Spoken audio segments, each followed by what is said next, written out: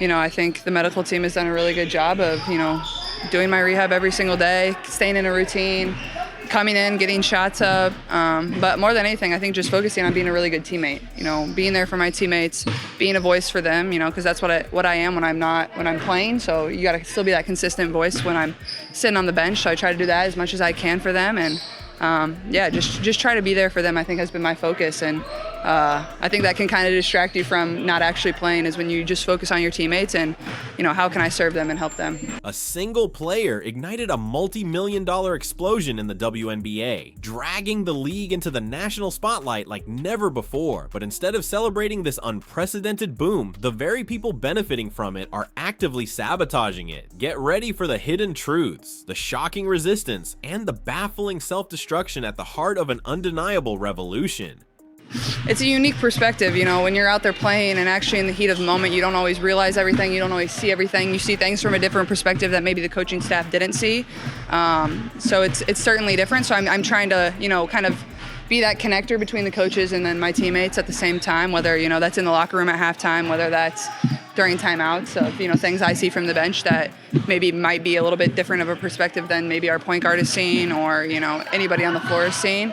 But yeah, I think it's taught me a lot. I've never been in that position before of actually getting to watch from the bench for an extended period of time. So I think you can learn the game of basketball just the same amount. It's the same as you turn on the TV and watch the NBA or you watch other WNBA games. That's the best way to learn basketball. Is just watch and absorb it, and it's the same when I'm not active too.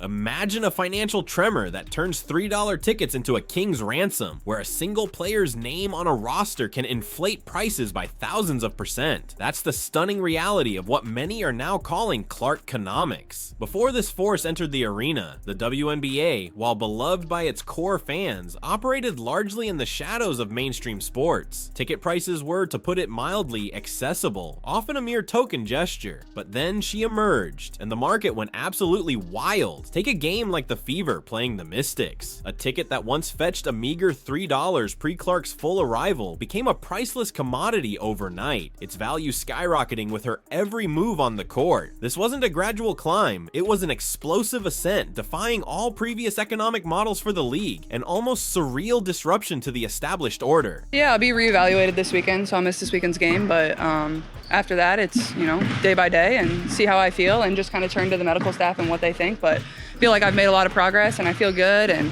not going to rush coming back. It's just not worth it. But after this weekend, I'll be reevaluated and we'll have a better idea of when I'll return. This phenomenon is deeply ingrained, reshaping the very financial bedrock of the sport. Consider the stark, undeniable proof. Just 2 nights before a scheduled game between the Fever and the Mystics, the cheapest ticket sat at an astonishingly low $3. But when this singular individual's name entered the conversation, when the buzz of her expected arrival intensified, those same tickets went from couch cushion change to requiring a second mortgage. We're talking about a market shift so profound, the Federal Reserve might need to step in to understand it. This isn't just about a star player. It's about a force of nature draining threes from the moon, igniting a frenzy where fans debate auctioning off a kidney for a courtside seat. This singular individual, this rookie, embodies the absolute golden goose, the golden ticket, the pot of gold at the end of the rainbow for an entire organization. They simply must protect her at all costs.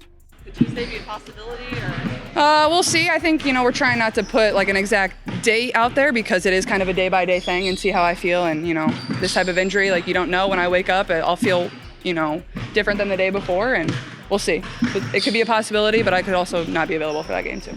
But the real, almost unbelievable proof of this economic transformation surfaced with an announcement that sent ripples of shock across the sports world. News of her injury. A pivotal game was scheduled to take place in Chicago on June 7th, pitting her team against Angel Reese's squad, a matchup that was already box office gold. Tickets were initially selling for a respectable $76, a solid price for a WNBA game. Then came the devastating announcement: the sensation wouldn't be playing that game due to an injury. The market reacted instantly, brutally, and without mercy. Those $76 tickets plummeted to just $25. Think about that for a moment. I think at times the hardest part is just not being able to be involved in practice. I love practice. Not a ton of people always enjoy coming to practice every single day, but that's something I really enjoy. I really enjoy coming out here and competing every single day with my teammates. that's probably honestly what I miss most. Obviously, I miss the games. That goes for anybody that's ever hurt, but like I love practice. I love getting better.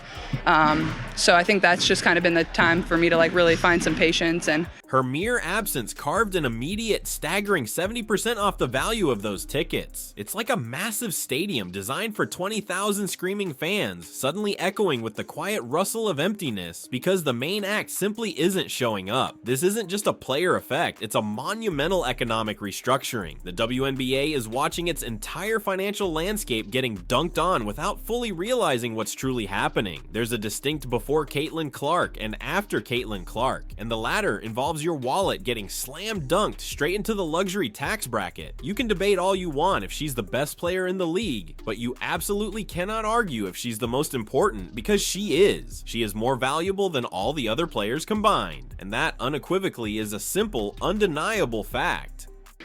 No, definitely early in the game, but I couldn't tell you the exact play something occurred on, and could have occurred over the course of the game too. And then obviously adrenaline like covers up a lot of stuff when you're in the heat of battle. And after the game, I had some pain, and then got an MRI, and that kind of gave me the result that I didn't want to see. But those type of things don't lie. So yeah.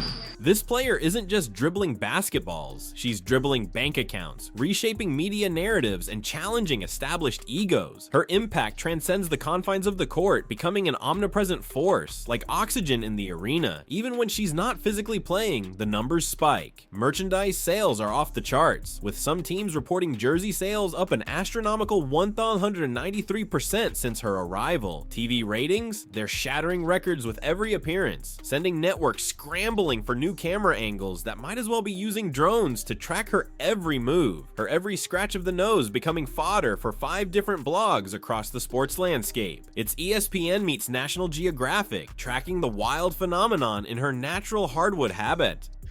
Now, fans that either sold their tickets or whatever, all of a sudden an emphasis is starting to get thrown onto the tickets where people believe she will be playing. And that's starting to make the ticket prices go up, up, and up.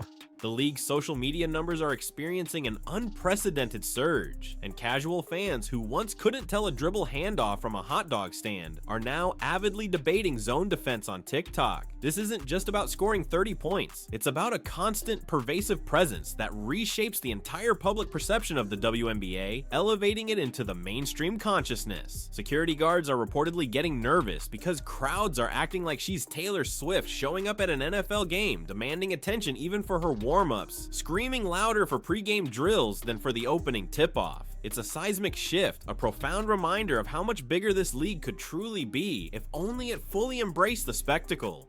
Fact, ticket sales are down 70% in many places. The Fever played the Mystics 2 nights ago. The cheapest ticket before her injury was announced was $41, okay? The cheapest one. After her injury was announced and people knew that she wasn't going to be playing, the lowest ticket price dropped to $3.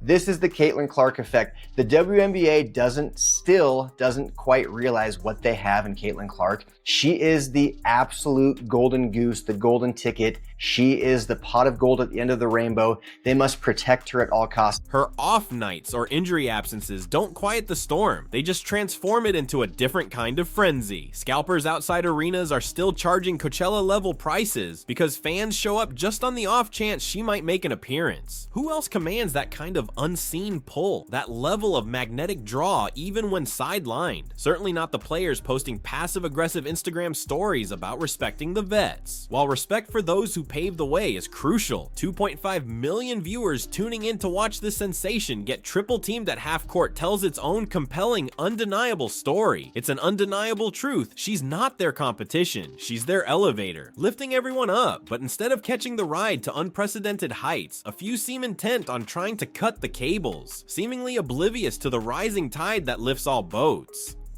Don't hate the player, hate the game she got, because she's really talented, especially for being Palangi, She's like the Stephen Curry of WNBA with the threes and stuff. Like, proven fact is, like, they had a game on June 7th scheduled, it was going to be Ada Reese's team, which plays for Chicago, and then for Caitlin Clark's team.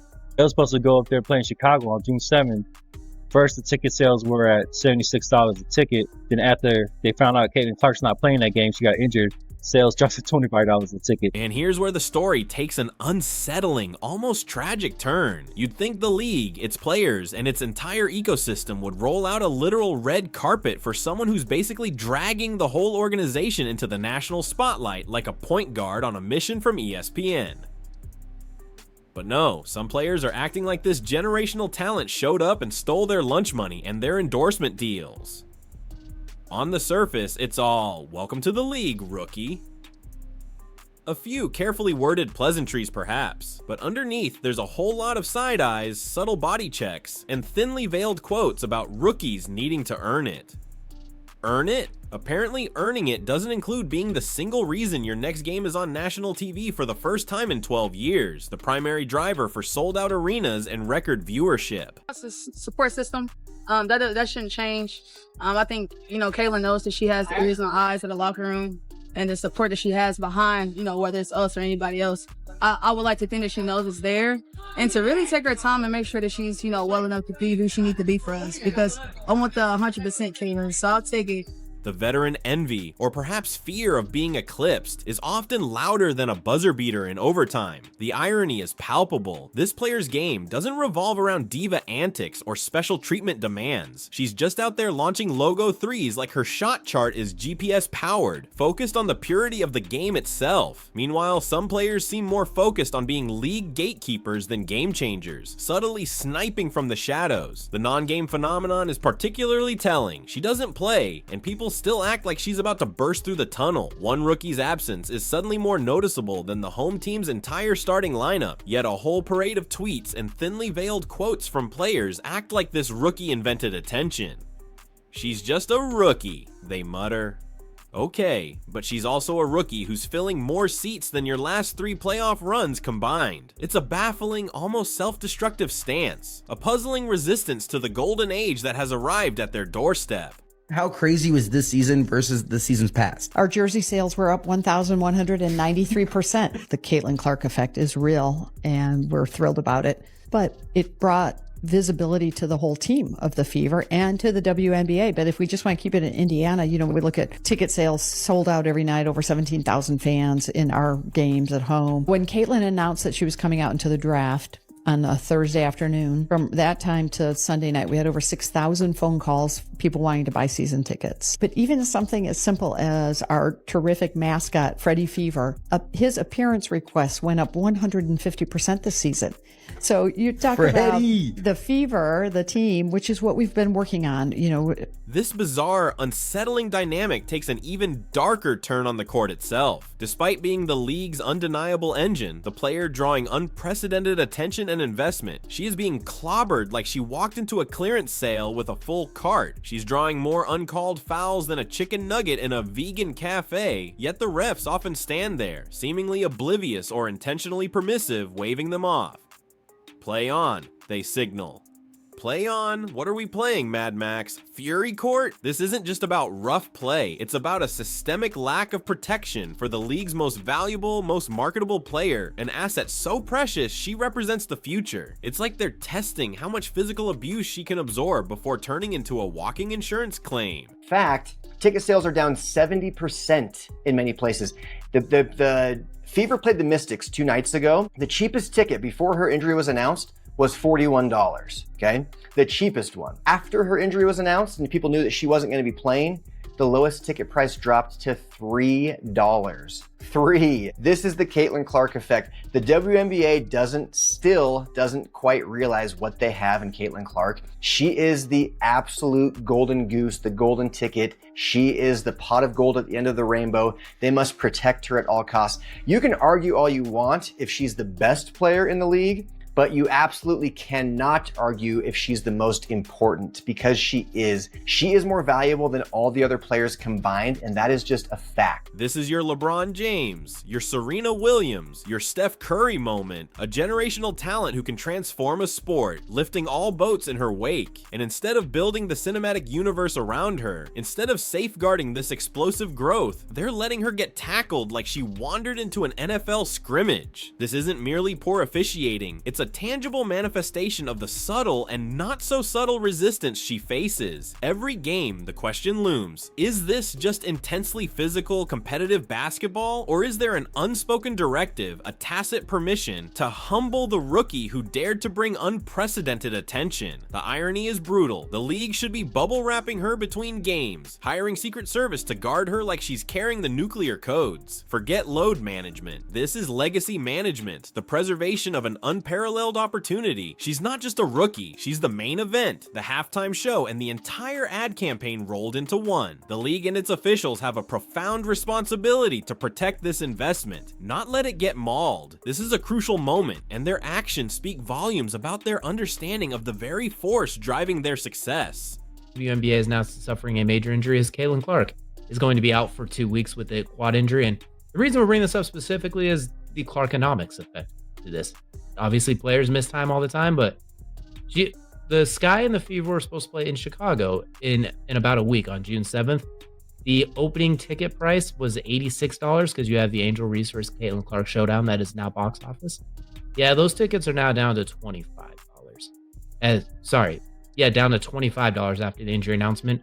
And it's supposed to take place in the Bulls Arena, the United Center, as opposed to the normal Wintrust Arena. That's about a 12,000 seat difference, give or take. So, and just when you thought things couldn't get more cartoonishly delusional, enter Cathy Engelbert, the WNBA commissioner. Suddenly, she's walking around like she personally slam dunked the league into mainstream relevance, giving PowerPoint presentations titled How I Saved the WNBA. It's as if this transformative player is just some intern who handles Gatorade logistics on the sideline, a minor detail in her grand master plan. Let's be crystal clear, and let's name it for what it is. Cathy Engelbert didn't drop 40 points on South Carolina in the Final Four. She didn't set college viewership records, trigger a national merch explosion, or make men who'd never watched women's sports suddenly know what a dribble handoff is. Yes, man, you guys heard me correctly. None other than Cathy Engelbert is singing a different tune this season about Caitlin Clark. Now, we know last year she was talking about all of the other rookies being included in this, making a difference, being able to help contribute to the big bang of the WNBA. This time around, she's owing it all to Caitlin Clark. Me personally, I told y'all this at the beginning of the month. The chickens was coming home to roost for the WNBA because I'm telling you right now, there has been a lot of spooky things going on and people is tired of it. But now she's parading around like some genius marketing sorceress who manifested all this with a press release and a vision board. Ma'am, the Caitlin Clark effect is not a team building exercise. It's a cultural quake, a seismic event that reshaped the landscape, and you're just lucky to be holding on to the rim while it's shaking. Her infamous article, written by Cathy, about Cathy, for Cathy, explains why she is solely responsible for the boom of the WNBA. This isn't a joke, it's a published piece of self-congratulatory fantasy, a bewildering display of cognitive dissonance. She proudly touts a strategy with 3 pillars, developed with my new WNBA team members, NBA colleagues, and WNBA owners. Turns out she's human after all, Dan. She's going to be out for at least a couple of weeks, it appears. Yeah, you know what's interesting about Caitlin Clark? Remember last year, she played in the Final Four. Right after that, she went immediately to the WNBA. Draft came, season started, and, didn't miss a beat. And all of a sudden, she got a little rest and comes back, gets a little banged up. I heard you talking about it earlier, and it's going to be fascinating to me, Ricky. I've been to Fever games, and the one thing you notice, and this is more so than even when Peyton Manning was the quarterback of the Colts. Want to test that theory, Commissioner? Just take this generational talent out of the equation. Poof, gone. Suddenly that roaring crowd looks more like a high school reunion at a silent disco. The ESPN coverage reverts to being buried under cornhole championships and 2012 bowling reruns. Ratings? They'd be doing the limbo under basement levels if they could even be found. But Cathy continues her tour, every mic apparently a chance to drop the phrase strategic growth initiatives like she's Steve Jobs presenting the WNBA iPhone. Sure, Cathy, because the nation definitely showed up out of nowhere to watch Indiana Fever games because of your Q2 marketing projections. Nothing screams mainstream appeal like the sudden urge to watch teams that 2 seasons ago couldn't fill the second row at a bake sale. But Kathy Engelbert, in her naivete or in her delusion, she takes credit for it. Instead of saying it's because of Caitlin Clark, instead of saying it's because of the person from Iowa, instead of saying it was because of her, Kathy says, oh, it's all me. My strategy, my plan, my 3 pillars. In this entire article, Kathy Engelbert mentions Caitlin Clark's name 2, maybe 3 times.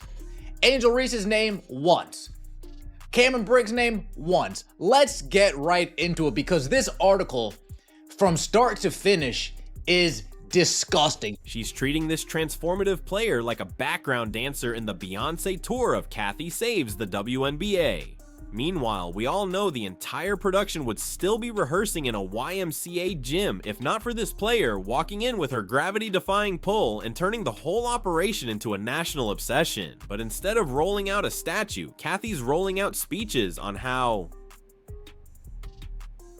we've worked really hard behind the scenes for this growth. Behind the scenes, please. The only thing behind the scenes is the harsh reality check waiting to tackle you if this player takes a week off. This isn't Kathy's master plan, this is her highlight reel, and the league is just lucky enough to be tagging along for the ride, pretending it called shotgun. This entire narrative feels like a gross misattribution of credit, a baffling attempt to minimize the very force driving their newfound success. Black and white sports supporters, well, I think this pretty much closes the book on its Me Too. They're tuning in for Me Too. Oh, the WNBA's not going to like that. Oh, those Angel Reese trolls online that are trying to come for me and other YouTube channels, y'all aren't going to like this. Good. Too bad. I mean, it's more statistical proof, data, to confirm exactly what we've been saying, that Caitlin Clark is driving this whole ship, this whole bus. She's driving it, everybody else get in the back. What's truly fascinating and ultimately uncopyable about this player is her unquantifiable, unteachable power, cultural velocity. Remember last year she played in the Final Four, then went immediately to the WNBA draft, season started and didn't miss a beat. All of a sudden she got a little rest and comes back, gets a little banged up, and the world stops. It's a cognitive dissonance that's wild to behold. Yes, there have always been stars in the WNBA. Diana Taurasi could probably elbow a brick wall and the wall would apologize. But this player has something that transcends basketball, a lightning in a Gatorade bottle that can't be taught, coached, or copy-pasted. One word to describe Caitlin Clark. Amazing. Yes. A beast. She is the truth. She's the truth, and she was a rookie. Knock down the three-pointer, get to the rim. She can get to the free throw line. She's crafty. Yeah, very crafty. Crafty. So sometimes she look like she's coming off for a three-point shot and she backdoors you for a layup. She gets her teammates involved. She can pass. She can shoot. Man, she is a complete. It's the same magnetic pull Serena Williams had, the same undeniable aura Tiger Woods possessed, the cultural resonance of a Michael Jordan or a LeBron James. It's that indefinable it factor, and no one's saying she's perfect. This player gets blocked, she gets stripped, she makes turnovers, but even her mistakes trend. When she takes a charge, Twitter explodes. When she gets hip checked, it's a whole debate on sports radio. When she scratches her nose, 5 blogs ask if she's injured. That's true power, the kind that few athletes ever achieve. Not because she asked for it, but because she earned it through pure, captivating talent and an undeniable connection with the audience. She didn't just arrive, she ignited. And if the league was smart, it would be bottling that energy, amplifying it, instead of trying to neutralize it with salty pressers and forced elbows. But instead, some players are trying to humble her like it's a rite of passage. Girl, this isn't a sorority, it's a multi-million-dollar business. And right now, she is the single best sales pitch the league's had since its inception. She is the truth, a beast, a crafty rookie who knocks down threes, gets to the rim, draws fouls, and involves her teammates. She is the complete package. Shame on you. Kathy Engelbert pens this beautiful article written by Kathy, about Kathy, for Kathy, explaining why she is solely responsible for the boom of the WNBA. Folks, I wish I was kidding, but I'm not. I wish I was kidding, but I'm not. The commissioner of the WNBA on transferring the league ahead of a breakout season. And what was that plan that Kathy Engelbert put in place? working in partnership with my new WNBA team members, NBA colleagues, and WNBA owners, we developed a strategy with 3 pillars. The league would think player first. This is the real underlying drama, because even fans outside the WNBA sphere are starting to clock the difference in how she's treated. Is this how we truly treat the player, drawing millions of eyeballs to the sport, expanding its reach beyond wildest dreams? Apparently yes, if you're still emotionally recovering from being left off the Nike deal shortlist. The sad part is, this should be the easiest alley-oop in league history. Take the new attention, use it to spotlight all the players, sell more jerseys, get bigger TV contracts, and move the game forward into an unprecedented era of prosperity. Instead, we've got half the league acting like this player's success is some sort of invasion instead of a revolution, a gift from the heavens. Every time she steps on the court or doesn't, the league becomes a bigger story, a national conversation. But some players are more concerned with gatekeeping than legacy building, which is tragic because this moment could be a golden era if egos weren't trying to play full court press on progress. So yeah, this player may be a rookie, but she's already got the ball, the spotlight, the media coverage, and about $50 million worth of market influence circling her like a pick and roll. And whether she's swishing logo threes or just sitting on the bench sipping Gatorade, the Caitlin Clark effect is in full force. The league can either run with it, embrace it, and ride the wave to unimaginable heights, or get left behind in transition, drowning in its own internal conflicts. This season's numbers are staggering. A testament to her impact, jersey sales for the Fever were up an unbelievable 193%. The effect is undeniably real, and it's thrilled the team, the league, and its newfound legions of fans. But beyond just one team, it's brought unprecedented visibility to the entire WNBA. When this player announced she was coming into the draft on a Thursday afternoon, from that moment to Sunday night, the Fever received over 6,000 phone calls from people wanting to buy season tickets. Even their mascot, Freddie Fever, saw appearance requests go up a staggering 150%. Let's be crystal clear, when the crowd screams louder for the warm-ups than they do for tip-off, you're not just watching a game, you're witnessing a profound, irreversible shift. This player didn't break the WNBA, she just reminded everyone how much bigger, how much more impactful, how much more financially viable it could be. And apparently that's a tough pill to swallow when you thought the only person with that kind of pull was your agent. If this player decided tomorrow she was done, the league would backslide faster than a player on a buttered floor. The cold, hard truth is, one player dragged this whole organization into prime time, and now certain figures are trying to rebrand it as a group project, a collaborative effort. This isn't a manufactured master plan, this is her highlight reel, and the league is just lucky enough to be tagging along for the ride, pretending it called shotgun. At this point, if the WNBA had even a shred of common sense, they'd be bubble wrapping this generational talent between games and hiring Secret Service to guard her like she's carrying the nuclear codes. This isn't just about protecting a player, it's about safeguarding a legacy, a boom that took decades to build and only one person to ignite. She's not just a rookie, she's the main event, the halftime show, and the entire ad campaign rolled into one. And yet every game she's being clobbered, drawing more fouls than a chicken nugget in a vegan cafe, while the refs seem to be watching a different game entirely, actively ignoring obvious infractions. This isn't a Me Too moment where other players can claim equal draw. The data is statistical proof, undeniable and overwhelming. This player is driving this whole ship, this whole bus. Everybody else, get in the back, enjoy the ride. Meanwhile, the very players who should be thanking her for their suddenly flush paychecks are throwing elbows like it's 1992 Detroit Pistons cosplay night. She doesn't need a reality check. She needs a security detail and a highlight montage aired before every game with a do not touch label slapped across the screen. Because let's face it, without her, this season would have the excitement level of a lukewarm decaf latte, a background hum instead of a roaring symphony.